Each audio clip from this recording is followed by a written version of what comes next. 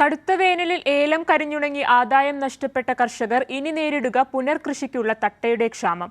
മുൻപ് 150 മുതൽ 200 രൂപ വരെയായിരുന്ന തട്ട വില 400ലേക്കും 500ലേക്കും എത്തുമെന്നാണ് കർഷകർ പറയുന്നത്. ഹൈറേഞ്ചിൽ ചുരുക്കം സ്ഥലങ്ങളിലൊഴികെ മിക്കയിടത്തും ഏലം പൂർണ്ണമായും ചിലയിടങ്ങളിൽ ഭാഗികമായും കരിഞ്ഞു നശിച്ചിരുന്നു.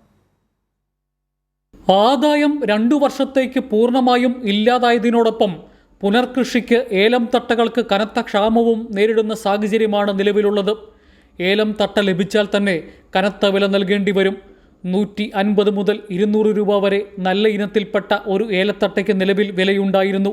ഇനി ഇത് ഇരട്ടിയാകുമെന്ന ഭീതിയിലാണ് കർഷകർ. കൊടിയ വേനലിൽ ഈ ഏലകൃഷി ഏതാണ്ട് പകുതി മുക്കാലോടെ നശിച്ച ഒരു സാഹചര്യമാണ് നിലവിൽ. പുതിയതായിട്ട് കൃഷി ചെയ്യണമെങ്കിൽ തട്ട പോലും കിട്ടാൻ ബുദ്ധിമുട്ടാണ്. തട്ടയ്ക്ക് നല്ല വില കൊടുക്കേണ്ടി വരും. ചെറുകിട കർഷകരെ സംബന്ധിച്ചിടത്തോളം അത് വളരെ ബുദ്ധിമുട്ടുള്ള കാര്യമാണ്. വൻ തോട്ടവുടമകൾക്ക് പ്രശ്നമല്ല, പക്ഷേ ചെറുകിട കർഷകരെ വളരെ ബുദ്ധിമുട്ടിയ സാഹചര്യമാണ് നിലവിലുള്ളത്. ഈ അടിയന്തര സാഹചര്യത്തിൽ സ്പൈസസ് ബോർഡും ബാക്കി അതിൻ്റെ അനുബന്ധ ആൾക്കാർ കൃഷിഭവനുമൊക്കെ ബന്ധപ്പെട്ട് ആൾക്കാർക്ക് അടിയന്തരമായ സഹായം എത്തിക്കണമെന്നാണ്. തട്ട ഇപ്പോൾ 200 രൂപ 250 രൂപയാണ്.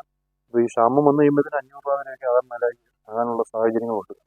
മഴക്കാലം എത്തുന്നതോടെ ഏലം വിളവെടുപ്പും തോട്ടങ്ങളിലെ പണിയും സജീവമാകേണ്ടിയിരുന്ന സ്ഥാനത്ത് ഇത്തവണ കർഷകർ പുനർകൃഷിക്ക് പിന്നാലെ പായേണ്ടി വരും.